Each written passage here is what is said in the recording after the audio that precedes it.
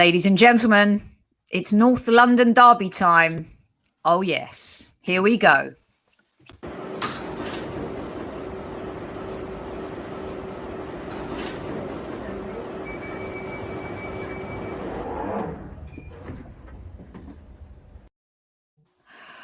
We are at that point in the season for the first adventure into the North London derby. Joining me for this evening's combo, Kevin Says, and the Friday Fan Forum is Super Kevin Campbell himself. Welcome, KC. Good to be back, Soph. Great to be back with you, darling. And it is derby weekend. We love it. Can't wait. Form goes out the window for games like this, and we'll talk about what we fancy a little bit later on. But here we go, ladies and gentlemen. As you know, you've got Super Kevin Campbell at your disposal right here. He's ready to answer all of your questions, whether you agree or disagree. We've had a ton come through on YouTube.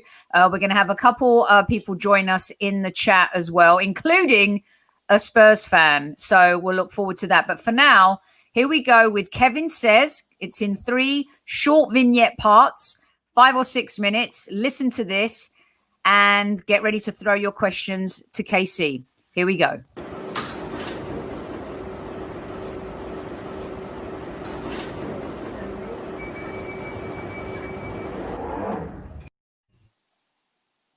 Hi, everyone.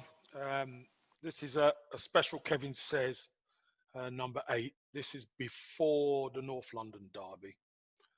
And this is obviously certain places, the lockdown series is kind of finished, but we're looking to still produce content on the Highbury squad and at one Kevin Campbell on YouTube, etc. So first thing I want to say is thank you to Sophie and Amanda at the Highbury squad and all you participants who join in, come in, and we have some great debates. Some agree, some don't. You know, all the guests that come on, it's fantastic, and we're definitely looking to ramp things up and make it as exciting as ever for all you Gooners and everybody who listens, because I know it's not just Arsenal fans who listen, which is good. I also want to say, look, whatever happens, we all love Arsenal. That's the key. And we really want the best. I know that's what we want.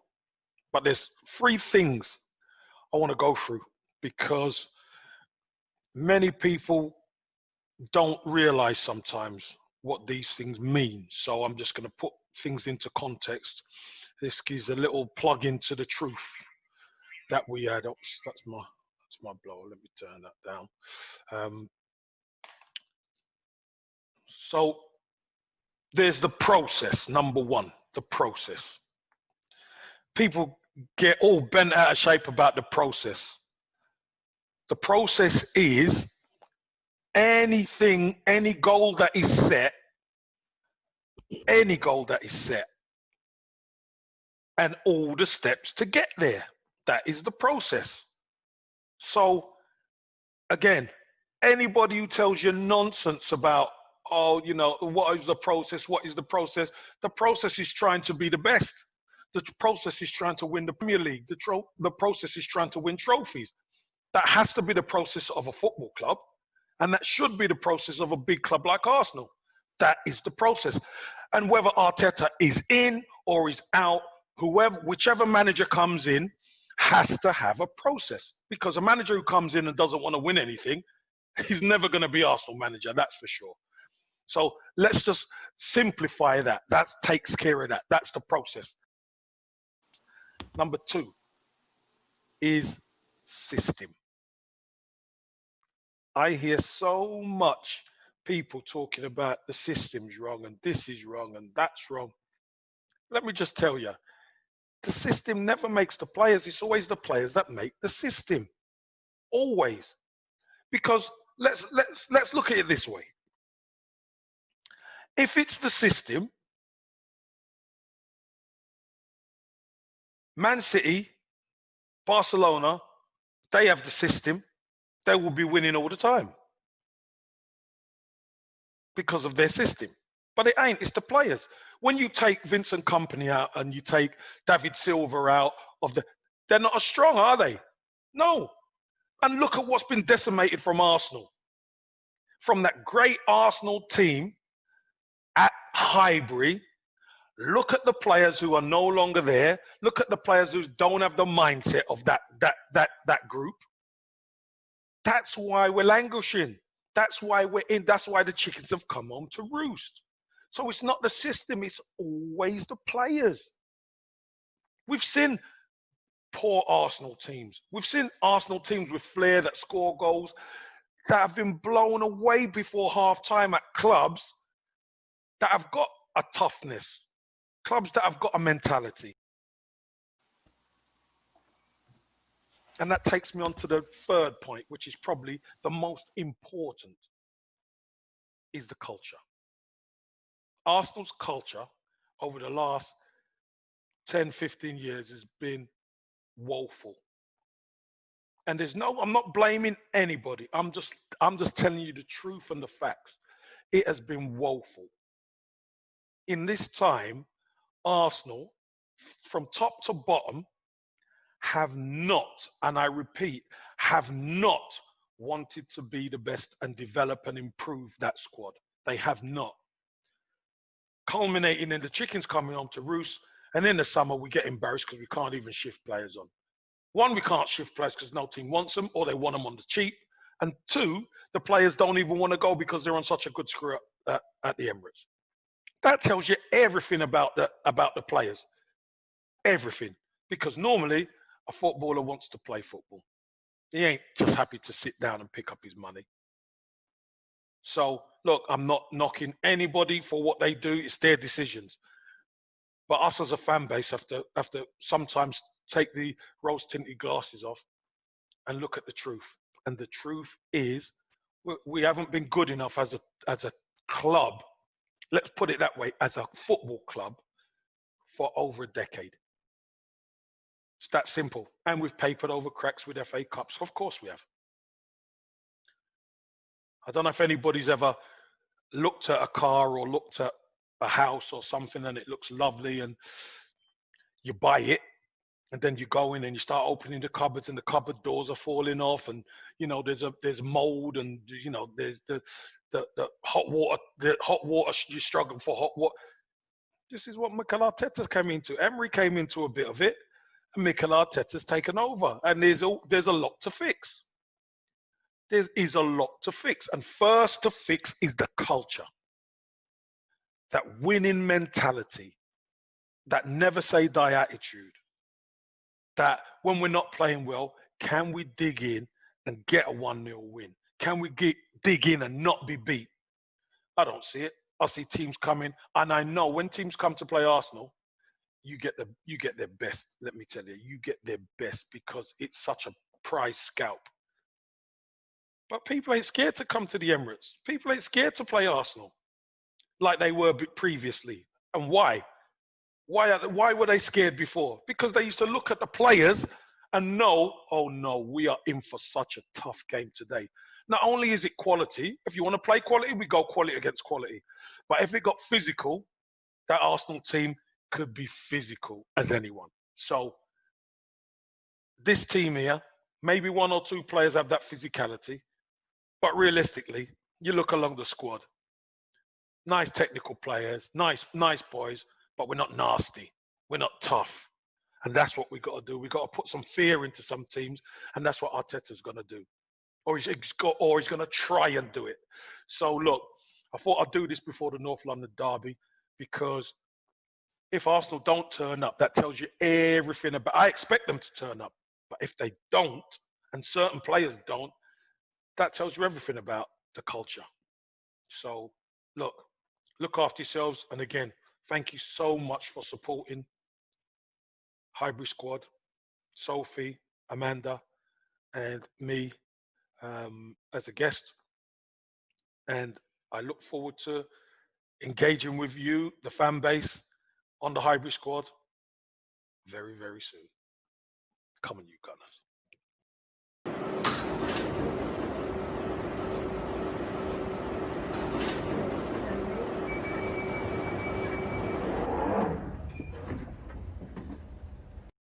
Well, as all our listeners know, he's not just any guest. He's our special resident guest, and he's Super Kevin Campbell with his Kevin Says Weekly segment. We did a bonus one for you this week because it is the North London derby, and you're inspiring a lot of people in the room now, Casey. I know that you're having a little bit of a sound issue on your end, so I'm just going to post some stuff here. This question: who is responsible for upholding the culture at the club, the players or the manager, Casey? From Mike Kurtz. Now, this is a really good question, Mike.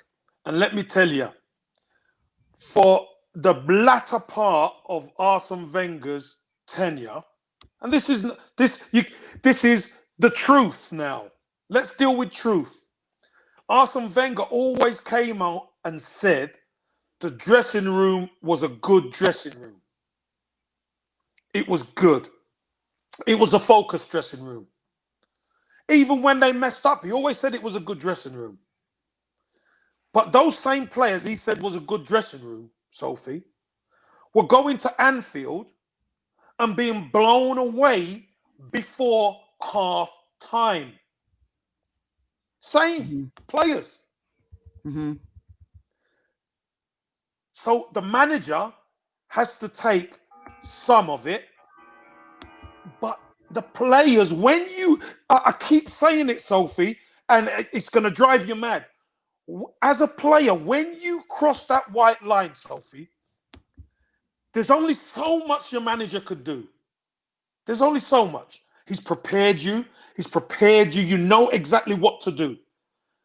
And the first thing you've got to do, Sophie, you've got to earn the right to play. You have to earn the right. And what that means is you've got to dominate your opponent. And if the majority of the team dominate their opponent, bingo, you've got them. But that wasn't the case. The case was we play, you play. Against the likes of Liverpool, the likes of Manchester City, the likes of other teams. And what they used to do is, they used to rub their hands together, Sophie, and come to Arsenal. Or when Arsenal went to their place and said, we're going to rough them up and let's see if they fancy it. And we never fancied it, Sophie. Never. And I've heard that from managers back then. And it's still the same now. So, again, all of this, Arteta can't do this. No, the culture is wrong. Do you know the great thing about Arsenal fans, Sophie? Tell me. We know what the culture looks like and we know what it feels like because we've lived through it. We've seen it. We've seen it there in front of us. That culture, what we had, and this culture now is not the same. We need some of the old to come into the new. I totally get it. And Mike, that was a great question and our pleasure to answer it. And evening, old school Gooner, everyone in chat, thank you for joining us. Now on our stream, we're going to be joined by Anu, who is one of our favorites. Hi, Anu, you're on with Super Kevin Campbell. You tell everyone a little bit about where you're based and what you do. So I'm originally from Mumbai, India, but right now the past 3 years I've been based in Boston. And I'm a writer and I work in publishing. I studied in England for 4 years, so I do miss being back there and being able to go to games. And but yeah, thank you for having me on. It's a great honor to get to ask Super Kev questions. Nice to meet you, Anushree. Nice to meet you. So I've actually had some help from a fellow Boston Gooner. Shout out to Mike Salmon, who helped me brainstorm these questions. He's you're one of his favorite players, so he's sent good wishes your way. Oh, thank you, Mike. Thank you very much. Wish him well.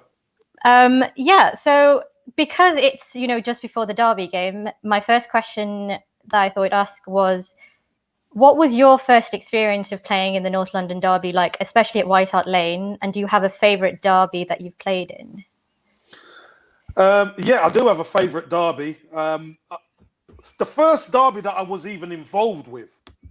I think when you're playing, it's whether you're involved or you're playing, it's the same because even though you're not on the pitch, Anusri, Yeah. you are part of the culture. And Yeah. that's the thing. You know, we talk about a culture.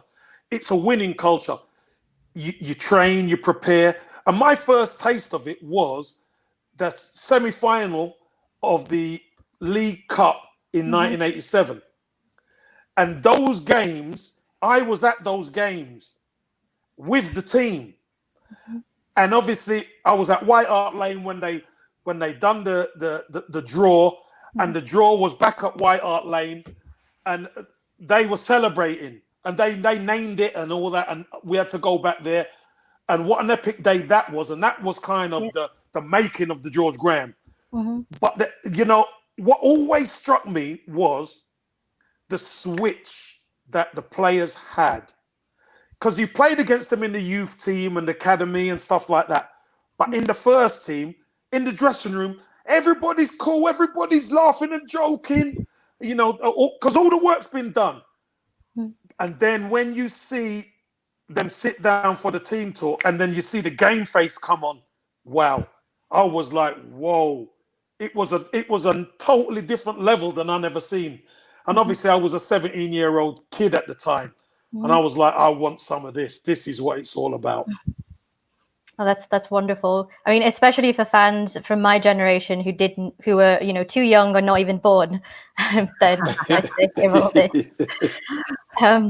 I was actually born in February '89, so I was, you know, just 3 months old when we did that at Anfield. Well, you're one of them blessings it. for us. 89's a good year, honestly, a good Yeah. year. It's a lucky year. Yeah. So you often played, like when you played for Arsenal, you often played in a wider role as well, in a 4 or 5 man midfield, but you were also expected to go forward. So like linking that to Oba, because I still don't think we've found his best position, but what do you think that is, and what sort of hinders or helps him when he plays out wide? Yeah, I think Oba's best position is part of a front two, if you ask me. I really do. I think it's part of a front two.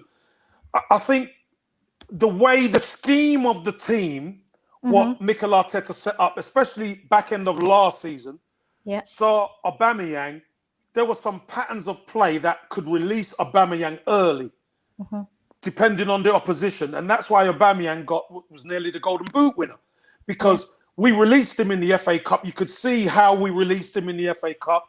Pepe cutting balls across the box, and great play from deep, releasing him over the top against Chelsea was another great opportunity. But I think what happens now is teams know Aubameyang's there, we're going to make sure he don't beat us. So opposition adjusts to you, and you have to be able to, other players have to step up then. Yeah. But we haven't been playing well enough at all. But again, that's down to the mindset, I think, because, you know, I'm a striker and I played wide for Arsenal many times. Why did I play wide? Because the mindset was there. The hunger was there. You've got to work, but you've got to give the opposition a hard time. That's what it's all about. And once you give the opposition a hard time, they start taking steps back. Now you're dominant, and you control the ball, and you could get good ball into Ian Wright or Alan Smith or Paul Merson or myself or Anders Lim. You know, that's the way it works. But if you don't fight to earn that right, teams will say, oh, they're not the same Arsenal. And that's where they come for you. Yeah. I think we are really struggling between, you know, tactics, formation, but also, like you said, that mindset that's been sorely missing. And hopefully Big time. They can get it back. Great question. So an exciting young talent that we've had, you know, been able to see a little bit of is Balogun. And he does have shades of a certain Kevin Campbell in some of his like pace and like strength and the way he moves. From what you've seen, like, what do you think some of his challenges are going to be trying to break into this first team, and what do you think he should be looking at to do that? If I was looking after Balogun or I was advising him, I would say the first thing he's got to do is got to get out on loan and play football, men's football. because you could score all the goals in the 23s. First team football's different. He's done well. He came on last week in the Europa League and scored with his first touch virtually. Fantastic. That gives him a lot of confidence. But playing week in, week out is totally different. And having that pressure on your shoulders is important. He's got to be able to handle it. And we don't know if he can handle it yet. He looks neat and tidy. He looks like he can play. He's strong. He's quick. But he needs to play week in, week out. Something that we couldn't quite get Eddie Nketiah doing at Leeds. I think we've got to get Balogun out to learn his trade. And honestly, what the most important thing is we've got to get him signed up. We can't let him leave.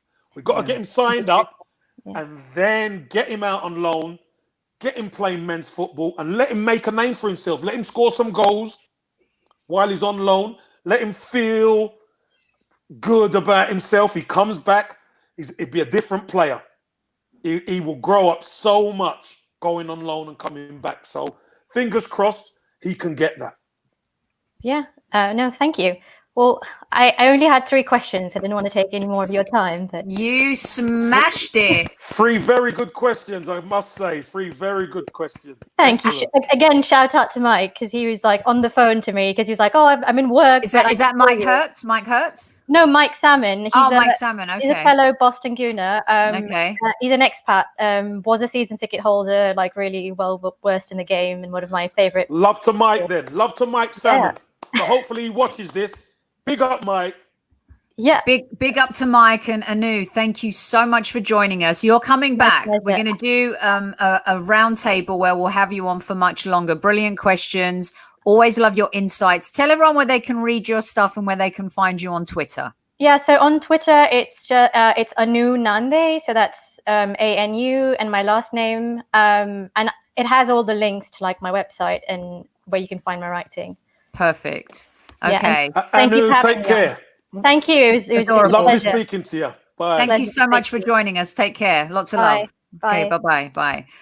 Wonderful stuff. So many great Arsenal fans. Questions, Sophie. Yeah. Great questions. I completely adore her. So we've got our group here will be pleased to know that in about 5 or 6 minutes, we're going to have someone from the enemy on because we like to challenge Super Kev when it comes to Kev Says and the fan forum. And what better way to challenge him than actually have a Spurs fan who's also actually a morning producer at Talk Radio as well. But before then, I'm going to try and get to some of these for you really quick, Casey.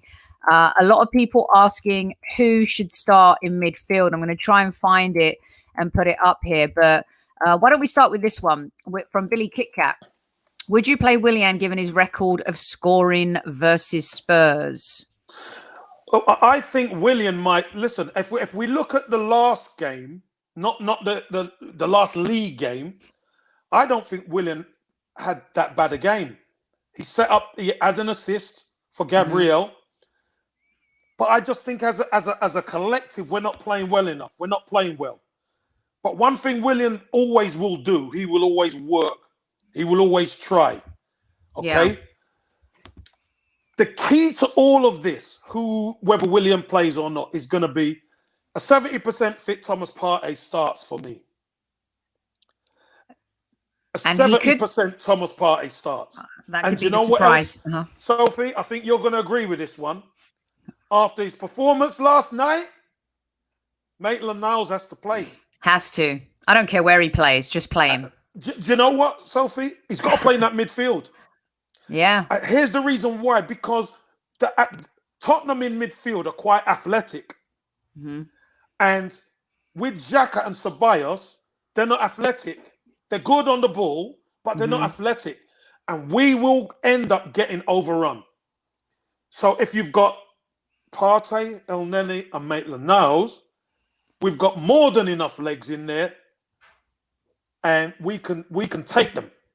So and KC, he's the position he wants to play the most. He's been kind of like the jack of all trades and master of none, became master of some at Arsenal. It's the natural position that he wants to play in. And I think you just kind of answered Barry's question in terms of who you'd play in midfield. You play a 70% Thomas Partey because he's 120% and 70% compared to some of the players that we have.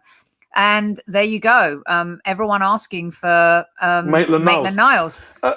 Sophie, I think the joy. Well, listen, it was great to see fans back in the stadium yesterday. A big up to the Arsenal fans. It was great. But you know what, Sophie? Maitland-Niles made the midfield spot, and I know it's Rapid Vienna, but we've actually seen Maitland-Niles come off the bench, come from the cold, and play 90-odd minutes. Easy. He's athletic enough. He's fit enough. He's an England international. He can play in that midfield, and we saw him breaking forward as well, Sophie. That's the other thing. We saw him breaking forward and making some good decisions also. So why not? Why not? Why not? Why not? Good evening to Michael Wright. We have a huge fan base following in Trinidad. And good evening to you. I know Super Kev would want to say special. Yes. And he's loving the positive mindset. And I love the hashtag humble life. We are all about that. KC, do you agree with Robin? Xhaka in midfield against Spurs is suicide unless he's anchored by the players that you talked about. Yeah, I don't even think Xhaka starts for me, if I'm honest with you. Look, there's certain games where Xhaka can play. But I think part of our problem, Sophie, is teams, when they see our midfield, they look at themselves and they say, right, we're more athletic than you. And teams, and that's why people think we play with a handbrake on, because opposition's more athletic than us. When you're more athletic, I'll outrun Xhaka. Xhaka fouls somebody, now he can't make that foul again.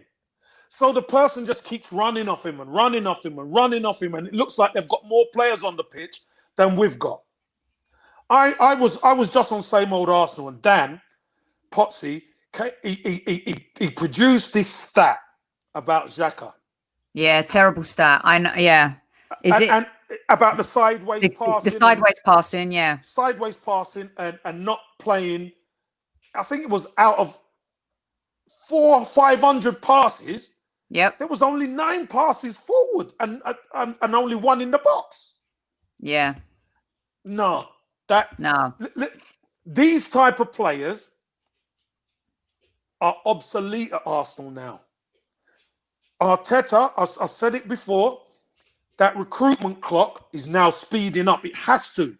Because he's being loyal to some of these players who he trusts and they're not doing it, it's falling on his neck. So now what he has to do, he's got to speed that up, Sophie. And I truly believe he will speed it up. Yep, totally. A quick hello to the Philippines as well. 4:30 a.m. Wow. How about that for dedication? Wow. Tubio, thank you so much for tuning in. A Kevin celebration just for you. Okay, before we bring in our special Spurs guest, here on the Highbury squad, we're unafraid to be talking to rival fans and players. Here's a couple of real quick stats before we bring in David. Tottenham are unbeaten in their last 6 Premier League home games against Arsenal, 1-4, drawn 2. The Gunners haven't actually. That run actually has what up until then, Casey, was 1960, 1968. Since that run for Tottenham had started. Arsenal have only lost back-to-back Premier League games against Tottenham since May 1993.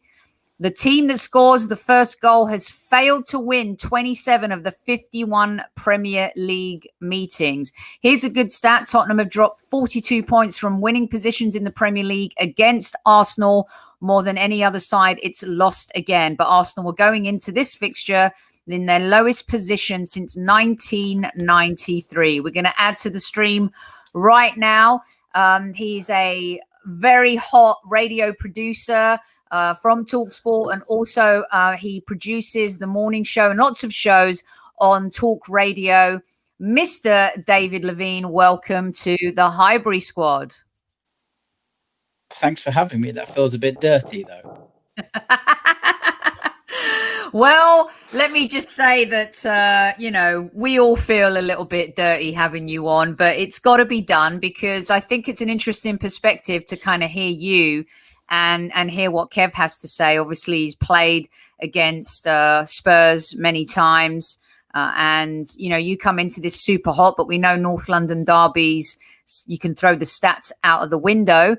I'm hoping for one of that 2-0 in the rain game at the Emirates or the 4-2 where Torreira took his shirt off. David, you're on with Super Kev. Why don't you tell us a little bit about going into this and if you feel like we're due a win and you're due a loss? Look, I think if you look at the way this season's gone, if Spurs come away with any less than 3, it'll be disappointing. I know that it's a North London derby, players get read up for it, but you're not scoring goals. We're not goals. We are absolutely scoring goals for fun. You look at Harry Kane; he's set up almost as many goals as you scored. We should actually be going in this flying high. Yet we all know how Spurs can be, and that every Spurs fan, despite the fact that we're top of the table, will still have these jitters that it could fall apart. I can text message, days since Spurs won a league title. Yeah, you absolutely can throw that back in our face. Yet at the moment, even if you win this game, we're still going to be in the top 4 and you're going to be mid-table. So it's a difficult one to predict, though. KC, he's getting a bit feisty there, KC. He's getting leery. I don't like. Hi, Dave. Listen, I'm not liking that, Dave. Although it's true. But can you disagree with it? No, I'm saying it's true. I can't disagree with it, but I don't like your tone, David.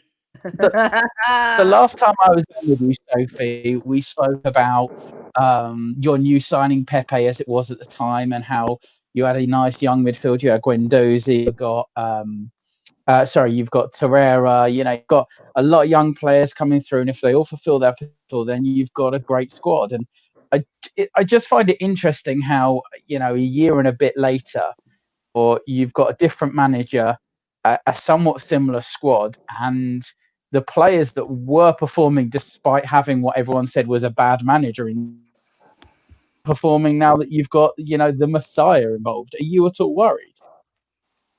Yeah, no, I mean, Kevin and I have been going back and forth about Emery versus Arteta and the Premier League record. But I think what Kevin's talking about a lot that's making sense in the last week is kind of, you look at Wenger, you look at Emery, you look at Arteta, and there's a running theme, a little bit like Spurs for you when the wheels came off for Pochettino. Same players trying to put square pegs in round holes, maybe some that have been there too long.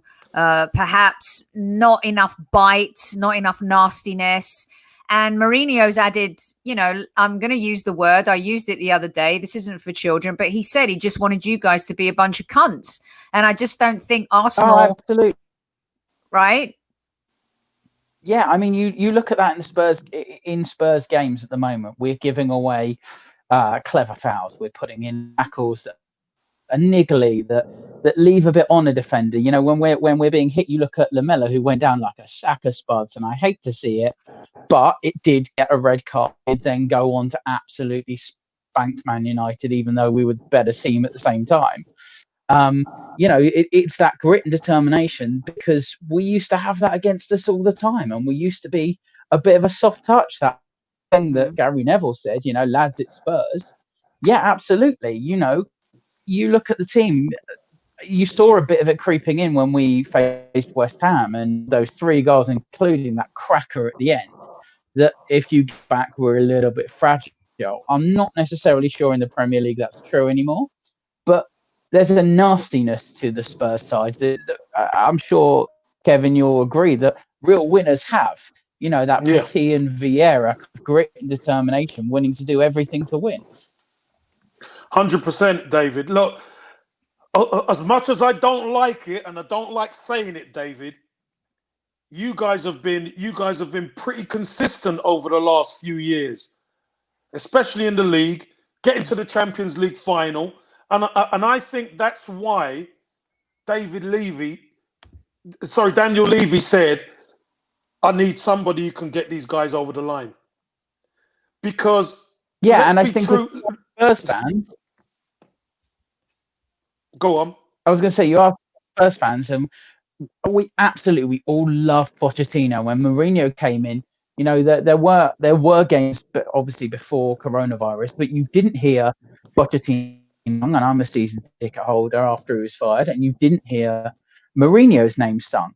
And a lot of people were unsure which way Mourinho was going to play when he came in, but he is a proven winner.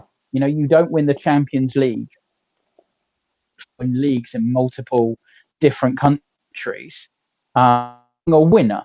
And the fact of the matter is he's a winner. And if that means that we counter-attacking football, you know, we're still scoring goals for fun. We're still playing entertaining football. We're just harder to beat. We're playing sensibly and tactically, that in a way that Pochettino, and I still say I love Pochettino, he didn't have us playing. You know, that game against Chelsea, we would have defended valiantly and lost 2-0.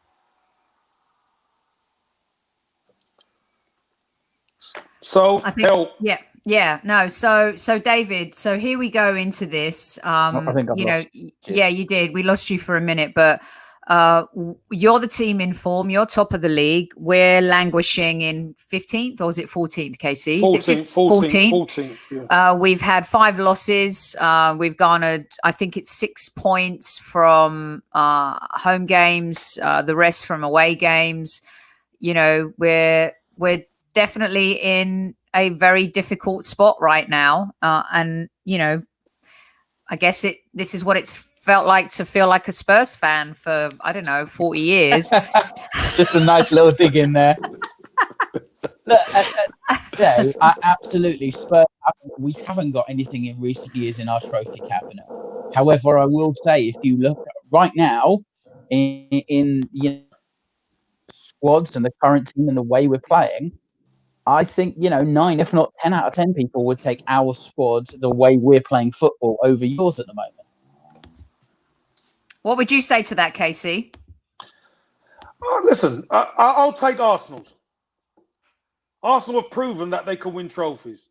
Even these underachievers with no consistency, we question their culture, we question their desire, we question all these things. This Arsenal group have still won trophy, and Spurs haven't. No. There's no that's buts, fine. David. And that's true. David, no, there is, Casey, because speak. No. David, I'll let you speak. I'm speaking, right? I'll take these guys because for all of their frailties, they're Arsenal. They wear the Arsenal badge for me. And yeah, we're going to get rid of some of them because some of them aren't good enough. But you know the truth? The fact that they've worn the shirt, they've won in the shirt, I'll take them. Because you guys all look great, but you've done nothing yet. And until you do, it's always going to be leveled. We've not won a trophy, but at the same time... Audi Cup. That's not fair. They did win the Audi Cup. Yeah, no, but the fact of the matter... good sport coming on here, by the way, Dave. I've got to tell you, mate. Yeah, the Audi Cup, you know. I was just going to say that our squad, absolutely, we will take you winning the FA Cup because year after year, your squad is getting weaker and you're getting further and further away. And come those 2 or 3 years when you don't win an FA Cup, your squad is going to be decimated in a way that it takes you so many years to come back that you won't be a threat to anyone in the top 4. At least the way Spurs are playing, we're on the verge of winning trophies. We haven't, and that is absolutely a criticism that you can level at Spurs. But we're only just a little bit away from it. Currently, David, it's like this is paping over all the cracks.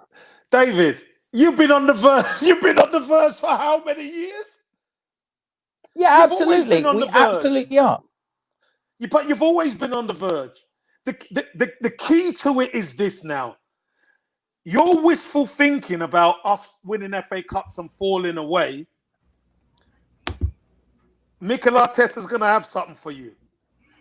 He's going to have something for you. What do you mean, Mikel Arteta's 14th in the table after a year in charge? What he's having for us is a beautiful Christmas present. Arsenal in the bottom half of the table. I'm just going to get my popcorn. It's going to get my popcorn. Hold on 1 second. David, here's the great thing. He's got an FA Cup on the sideboard, a bit of silverware. He's got a bit That's of great. So silverware. Arsenal fans don't enjoy watching their club week in, week out. Hate the season, but win a trophy. The only people who like that are A, the plastic fans, and B, the historians. Because actually, Arsenal fans are not enjoying the way they're playing football. They're enjoying watching their club. David, well, how long have you supported Spurs? All my life. Right. So all of your life, you've struggled most of the time because you've seen them underachieve. You've seen them fail. You've seen them do all the things. For Arsenal, this is an anomaly. This isn't the usual. So every team has to go through it. But you guys have been through it for virtually all of your Spurs career. Brilliant. Yeah, I'm not sure we did underachieve with Pochettino for the amount of football we were playing. We overachieved. We absolutely should have won something in that, but we were absolutely punching well above our weight for the amount of money invested in our squad. Now, Arsenal, I would say, for the amount in your squad, for the way in which you've gone about getting manager and getting the player he wants, I absolutely think you're underachieving. And I would 100% love to win a trophy. I absolutely would. It would if we won the Premier League, so you could just stick that in your pipe and smoke it. But actually, I really think that if you look at Arsenal, are you not with the way your former club and its former glory is actually playing at the moment? It's got to be so disappointing. No, David, you're upsetting me now. Of course it's disappointing, David. Of course it's disappointing. But here's the thing, David. Arteta's only been there 1 year. He's been at the club 1 year. And within that year... And he's made it worse from where he was. Yeah, but hold on, David. You see, if he's made it worse, so the worst Arsenal are still successful. And the best Spurs are still unsuccessful. I'll take that for now. But we're coming for you. Watch and see. Let me ask you this, because Newman makes a good point. David, Newman agrees with you. Newman's a regular listener of the show. And yes, Amanda, I got your voice note, but we're not talking about VAR right now. We're in the midst of a trenches Arsenal v Tottenham battle for the North London derby. So we're going to carry on with this. You know what, KC, David, Arsenal's recruitment is hideous compared to Spurs. I would say definitely in this summer transfer window, Spurs had a far superior window to us. And you could argue that perhaps year on year, the last couple years, they have done better. I'm going to go to you, KC. Go on, KC, do you think? And then David could jump in. Last 4 or 5 years, Spurs have done better than us. And it pains me to say it, but it's true. We've brought the silverware. We've got the silverware. But Spurs have been more consistent. They've had better players playing in their squad. And let's be honest, they gave us the biggest fright getting to that Champions League final of my life. That was the biggest fright. Because if they would have won that Champions League, for all of what Arsenal have done, they would have done something we haven't done. So I'm so pleased. And obviously, the two teams in the final, I had to go to Timbuktu because Spurs against Liverpool is just not my dream final. But Spurs never got it done. I was in Lisbon. It was over after about a minute. So, that was one of the most disappointing trips I've ever been on. But I think, our recruitment has been more sensible, but I think it's also because we've got less of a budget to spend. I know we've spent a lot of money this window, but the way that financial fair play has worked because of the coronavirus, you look at how much money Chelsea spent. Actually, the way that the accountants will deal with the depreciation of players, it actually hasn't been that much of an outlay. But what we have done is address where we have issues. We had, I think one of the most important signing has been Pierre-Emerick Højbjerg in midfield, who's been absolutely different class. There was a stat that before the Chelsea game, and obviously it's still true as that was 0-0, 75% of Spurs goals in this season had either come from a tackle or from an interception. So Højbjerg started the moves. You can't really teach that, and that's something that Jose has obviously identified. And he was about 14 odd million, and we sent another player the other way that we didn't want. What Arsenal have seemed to do over the last few years is buy players with names and players that in positions that you don't necessarily need to strengthen, rather than ones to make you a bit more a solid. I think your defence has looked really frail for a number of years in a number of positions. I think you signed a great left back, absolutely brilliantly added in Tierney, added to your defence. But then you've got David Luiz, who on his day is great, but his day is so few and far between that he's made to look a clown week in, week out. And I just think if you had a bit of more solid kind of back five, then your flair players could go and play. I don't see why you don't invest more in that back five and you let your best keeper go. Casey, I'm going to let you answer that one, and then we're going to let Dave go before we get his prediction as well. And there's a lot. Dave, can I just say, Dave, go on, Casey, answer that question, and then we'll that's debatable. It's up to the manager to choose who the better keeper is. And I never heard anybody say Emi Martinez before he came into the team after Leno got injured was better than Leno. Nobody. And then all of a sudden, he had an absolute purple patch. But that doesn't mean he's better. So let's have it right. In order to be better, you've got to be better consistently. And unfortunately, Emi just didn't have enough games behind him to cement that spot. And Mikel Arteta had to choose, and he chose. But what I will agree with you with, David, is you plug holes that needed to be plugged. Arsenal, even you've probably seen it, for the last 10 years, Arsenal have needed a centre-half and a centre midfielder and never had it. They've never gone out and got them players until Mikel Arteta done it in the summer. So Mikel Arteta knows where the holes are and he's going to try and fill them. But unfortunately, he's inherited a broken down house, mate. He has to revamp, he has to work with what he's got, and then he has to try and recruit. But the problem is nobody wants our players because the recruitment's been so bad, David. So I agree with you on that one, mate. I do. Sophie, David's gone. He's bumped out.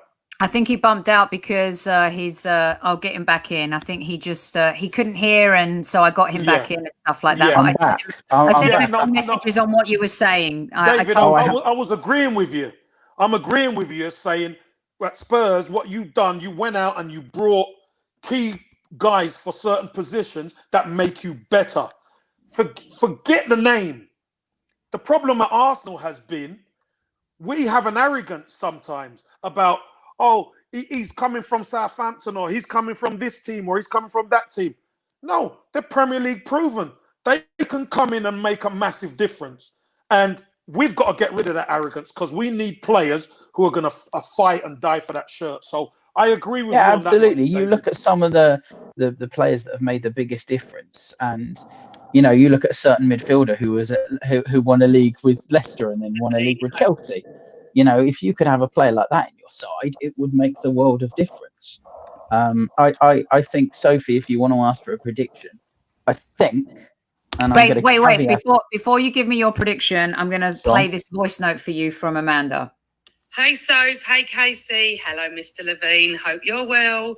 Sorry I can't be on the show, but then again, you'd probably prefer me not to be on the show, David. Anyway, I'd like to ask David a question. David, how do you class success? By improving year on year or winning trophies? I'd love to know. Right, everybody, enjoy the show. Bye. I think absolutely you have to take success as winning trophies. But at the same time, by the same token, if you're not counting European trophies, there are only 3 domestically that you can win.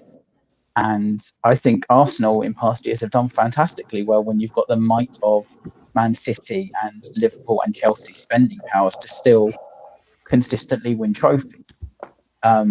What do I consider success? I think there is absolutely a measure of success that if I want to go and see my club play football week in, week out, and it's not a chore, I don't feel like, oh God, I have to watch that drab, boring football or that losing football that we were having at the end of Pochettino that we had under previous managers. Because Mourinho's football's exciting, isn't it?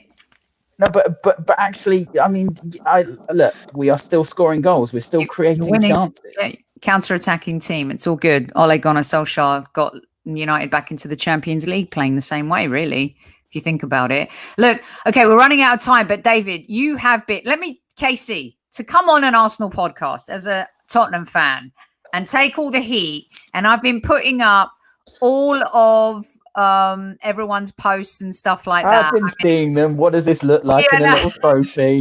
I've seen them. Give us your prediction before you go. You've been a great sport, right, Casey? He's been top very guy. Lovely, David. Lovely guy. I think I'll caveat it with if Hugo Lloris plays, because at the moment it looks like it could be Joe Hart. And if Hugo Lloris plays, I think it's 3-1 and to Spurs. And I think if Joe Hart plays, it might be a 2-2. All right. Okay. We love that. And you know what? We love you. Tell everyone where they can find you as well on Twitter and what you do as well, David. I mean, seriously, brilliant. Thank you so much for coming on. Let everyone know where they can find you.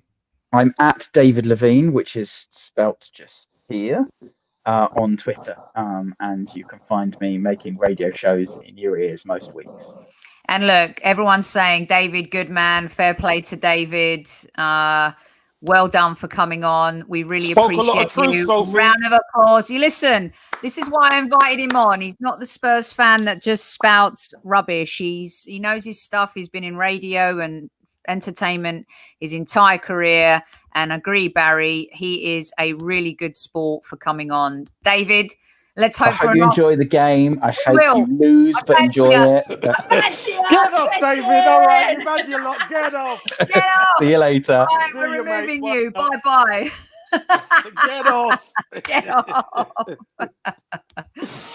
Agree, Robin, as well. Big up. Very nice, everybody. Well done. Right, now we're going to get to more questions. I'm going to get to some of these truth serum moments for you on YouTube, KC, from our part 1 on the KC show this week. Here we go. Casey, I'm going to read you some good ones. Casey absolutely nailed it. The biggest issue at the club, lied to our faces about our future. We did not set out to win the league, merely just to do enough to finish in the top 4 as a trophy. Unfortunately, the new Arsenal mentality is a little bit of a loser from top to bottom. That's someone who agreed with you. I also have one here for you from Mark Sweet. Kev is suggesting that it's down to the players because under 3 managers, they're doing the same thing. But maybe it's because the managers are all of the same type, too soft.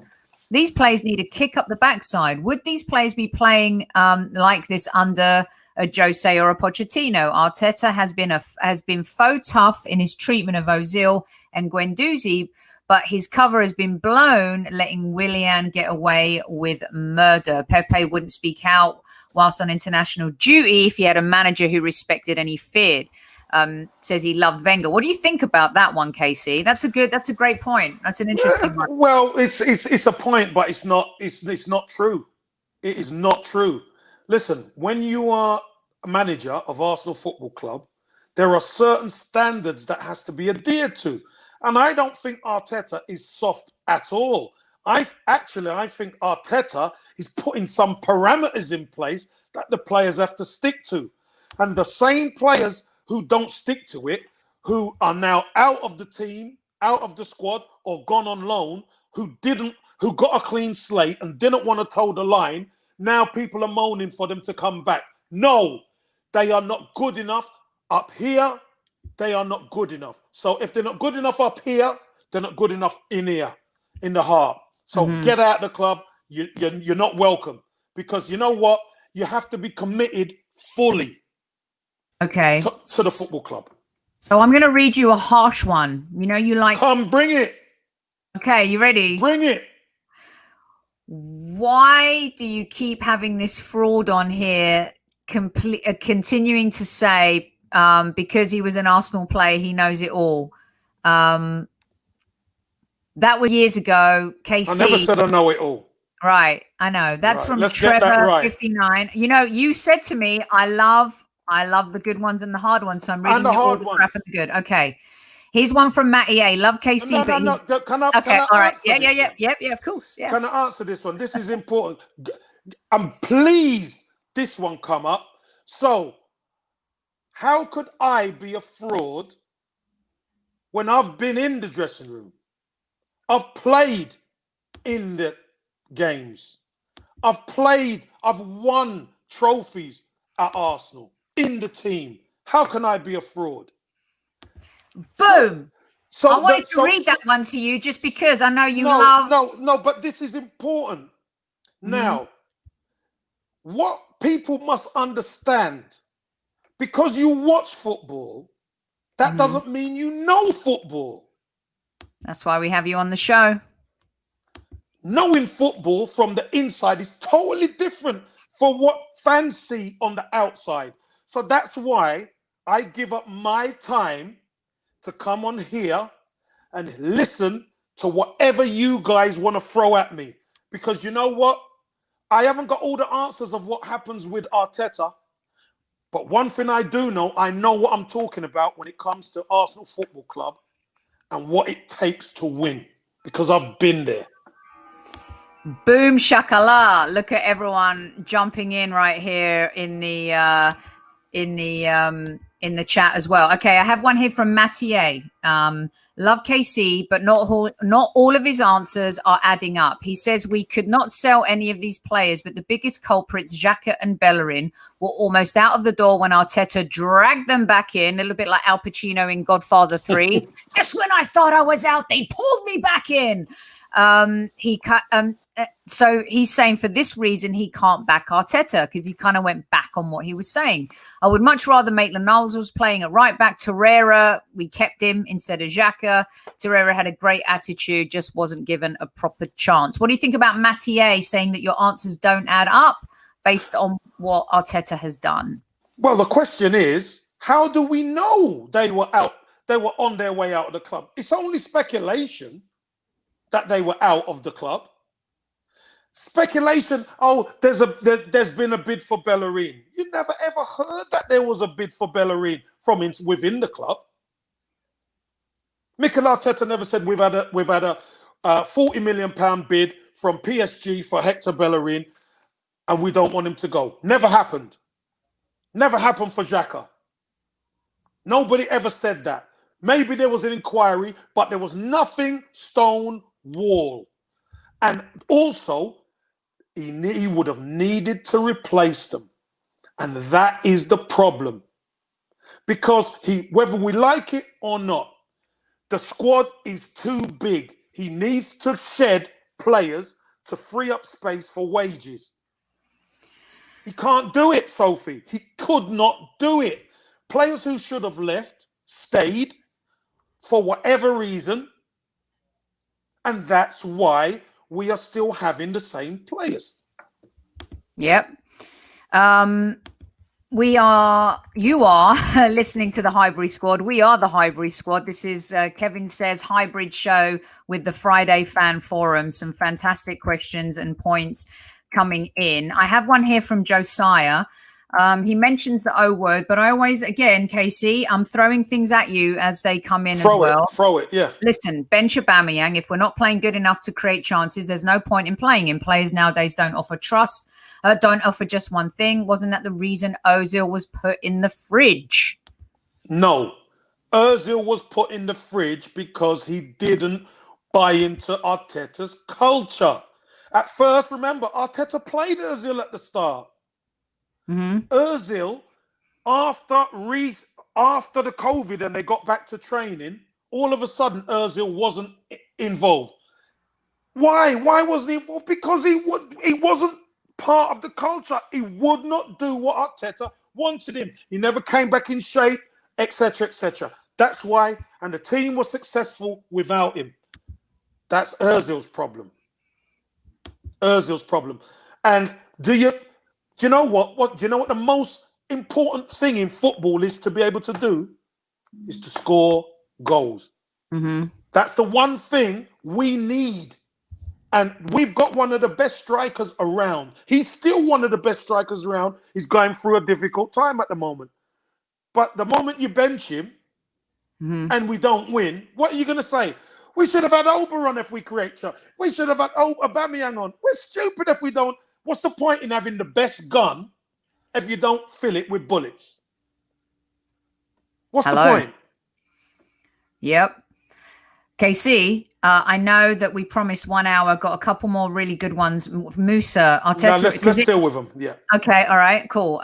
Musa rides off on what you're saying. Arteta's afraid of giving the young guns a go. Do we really need to recruit? There are a few youngsters who can make the difference. You kind of argue the fact too, which is really important, in that just because you perform really well against weaker teams in the Europa League doesn't mean you're ready for the Premier League. What's your take on what Musa's saying, KC? Well, I think what we've seen, Sophie, and this is a good point, actually. It's a good question. What we've seen is some of these players have played Europa League football for the last 3 seasons now, off and on.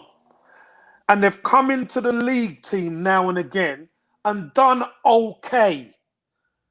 But they haven't set the world alight. Remember, even after the international break, everyone was saying, Joe Willock, we should give Willock a chance. Played Willock at Leeds, never quite worked out that way. Probably, because of Pepe got sent off, etc., and they had to change it. Saw Willock against Wolves, done okay, but weren't great. Wasn't like how we played in the Europa League, because the Europa League isn't.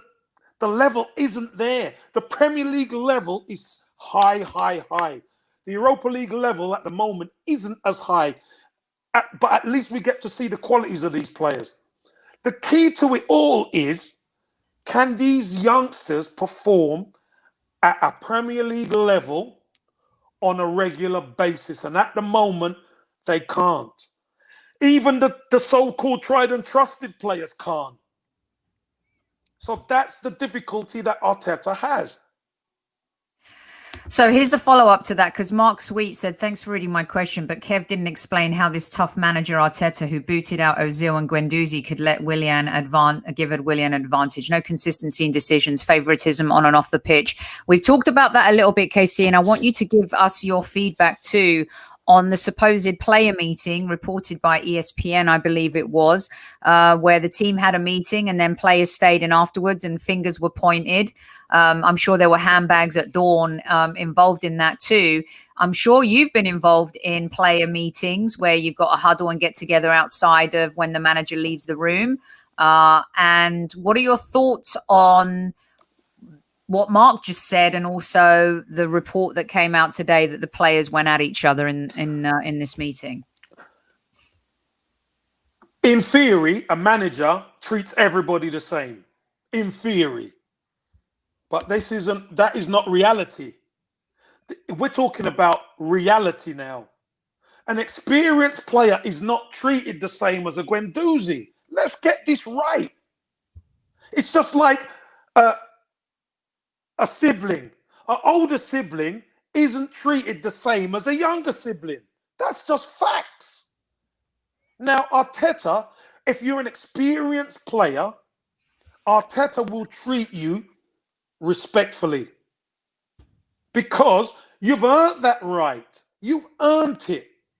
For a young player like Guendouzi, who's just coming in, his manager tells him, listen, you were out of order there, blah, blah, blah. And then he's kicking off and doesn't want to know. That's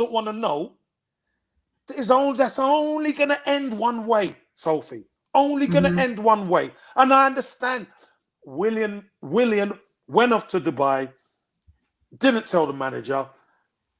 He's not going to get reprimanded like a youngster. He's not. He is not. And this is just fact. Do you reckon Tony Adams? Do you reckon Paul Merson? Do you reckon Paul Davis? Do you reckon those guys? Do you reckon I was treated the same as those guys when I was coming through? No chance. You went supersonic on that one too. Yeah, I love it. No chance. No, but Sophie, I key know. is It's the same in corporate life too. Yeah, VPs, you- executive VPs, they get treated differently. They do. you have to earn. And why do they get treated differently, Sophie? Because they've earned the position. Once you've earned that position, Some have.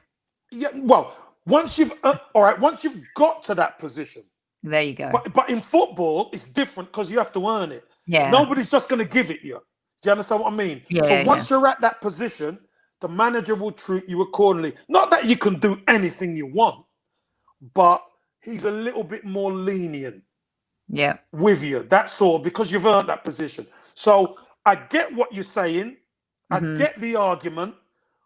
But reality says you cannot treat everybody the same. No matter how much you think you can, you can't. No, I know. And you and I went at it when that happened on Monday and went back and forth. Can we all just give a shout out to Ian Barron? Hi, Ian. He says, hi, I'm a Darlington FC fan. And we were made bankrupt in 2011, reformed in 2012, had 3 promotions and are currently a fan-owned National League North club. We were demoted 4 leagues. Ian, thank you so much for finding us. Good old club, that Darlington. Good Darlington. Club. I mean, yeah. I love how a lot of these fans find us and listen to us. Okay, KC, as a striker, if you're only getting 1 or 2 chances a game, this is from DVV, surely you won't be happy playing. The pressure on both strikers if they missed. I mentioned this to you. Why is Lacazette the scapegoat when he's only getting 1 or 2 chances in a game, KC? A great point from DVV. No, do you know what, Soph? I think sometimes the chances fall to Lacazette. The chances fall to Lacazette as opposed to Aubameyang, probably because of the proximity of where Lacazette plays. And don't forget, he's our top goal scorer. But if he had a little bit more luck, that goal against who did he score against? Leicester. He scored against Leicester. He scored. If that goes in and we're 1-0 up, we probably end up winning the game. And you never know what happens after that. But we've had some bad breaks. We haven't ripped any trees up, and we haven't played well as a team. We haven't. I hold my hands up. We haven't. We've had a little snapshot at Manchester United, but on a whole, we haven't played well as a team, and probably that's why Lacazette gets the stick. Because remember, he had opportunities at Anfield. He had opportunities against Villa. He had some opportunities where it's all kind of fell to him, and it hasn't quite worked out for him. But I still like Lacazette. I still rate him highly. Listen. There was venom in that shot. I don't care who your opposition is, right? You still have to score a goal like that. And yeah, the ball moved, and the goalkeeper could have done a better job. But that's coming from somewhere with a point to prove. And I think that he did that. Right, we're going to get your predictions in, everyone. Start pumping them into chat, because we've only got KC now for 2. I've already taken him into overtime, which is going to cost me time and a half. Actually, he does this completely for free, so it's going to cost me free time and a half.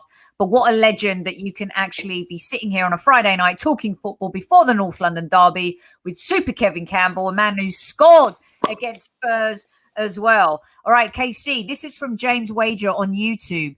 And you and I have gone back and forth on this as well with Amanda too. It's amazing how it was Emery's fault, and now it's the players' fault when the squad is now better.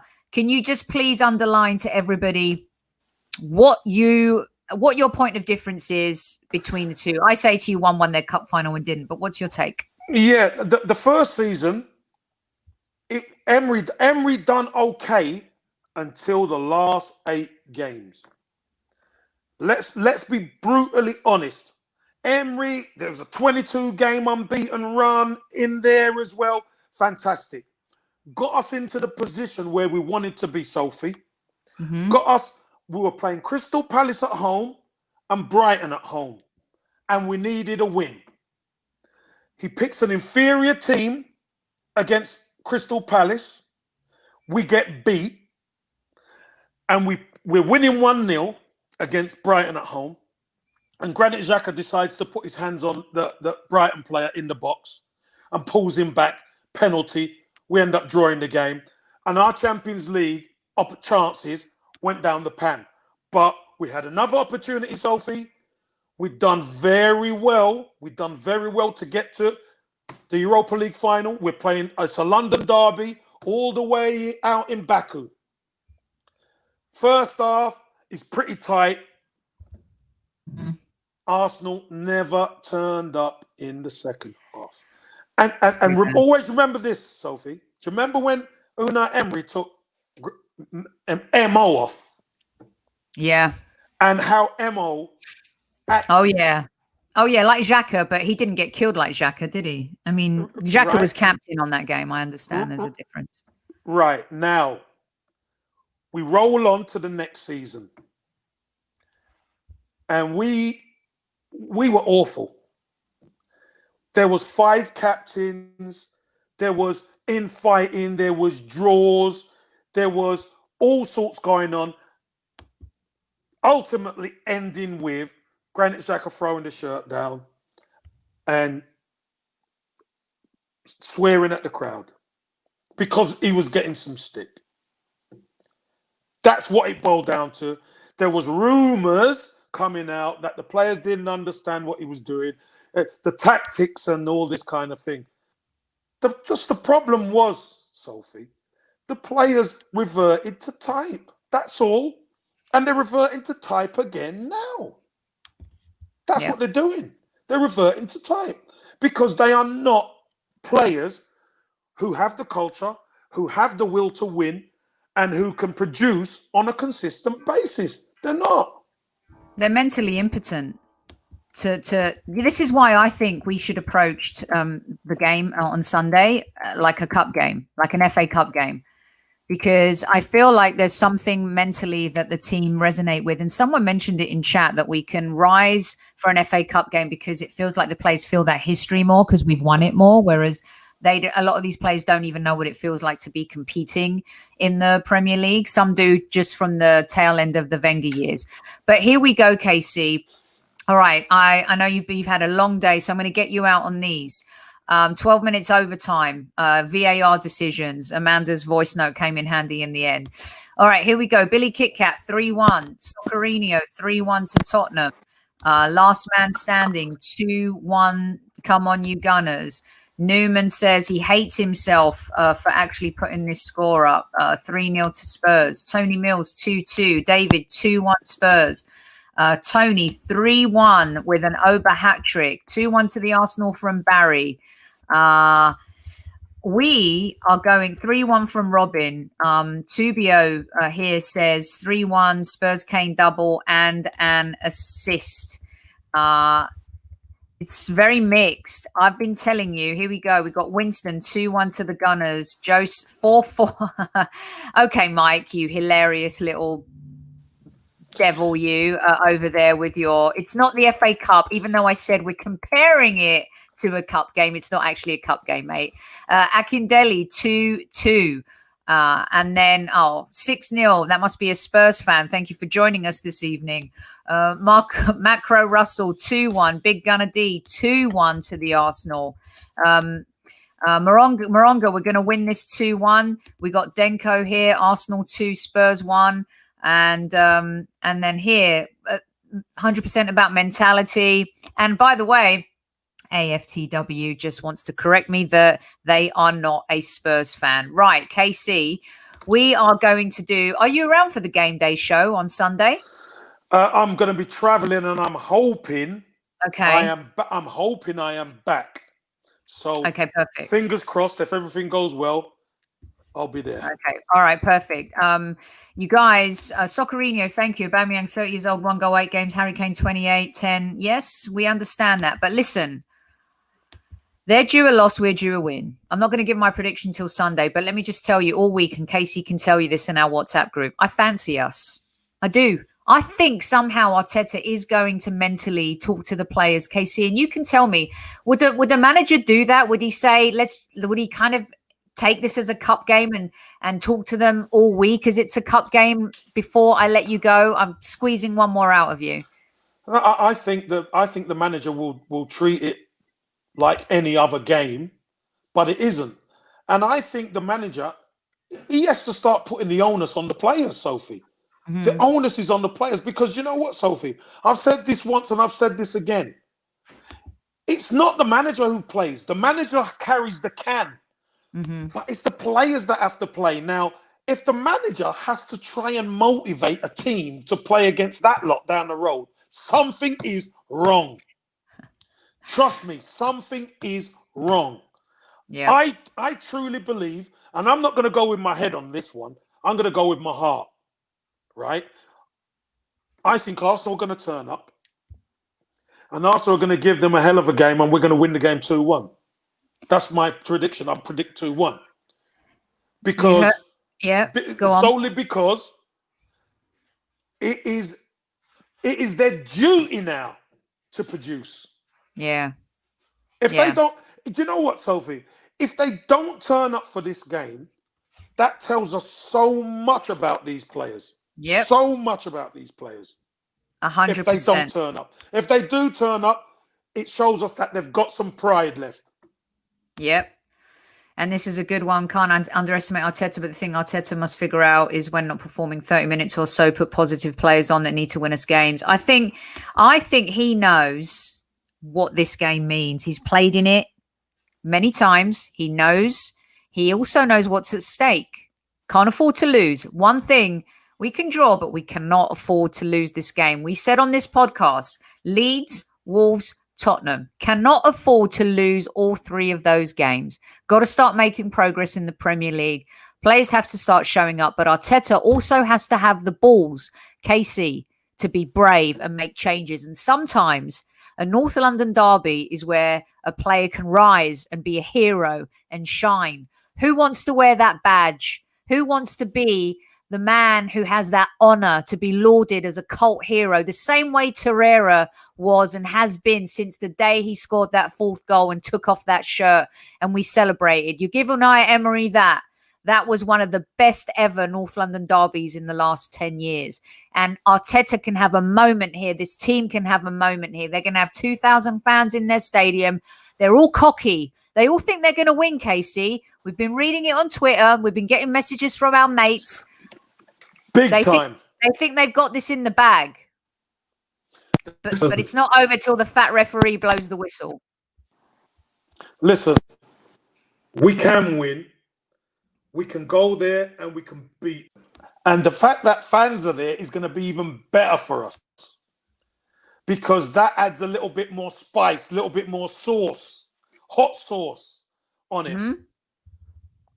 The boys just need to turn up and fight for that badge. That's what it's all about. Absolutely. Absolutely. And if only you could be in the dressing room geeing them up, Casey. Listen, I think we're going to see some changes. I think he's going to make some ballsy moves.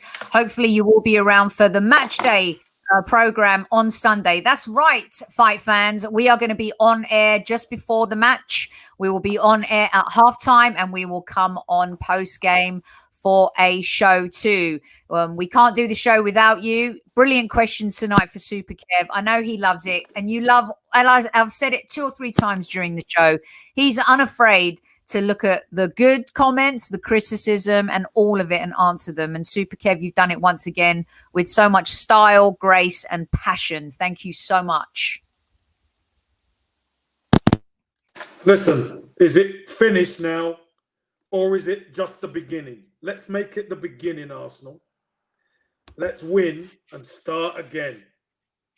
As the old-time song used to say, rip it up and start again. You remember that song?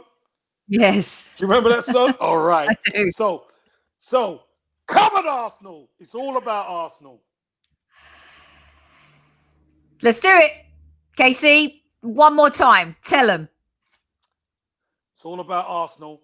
So come on, you Gunners. Come on.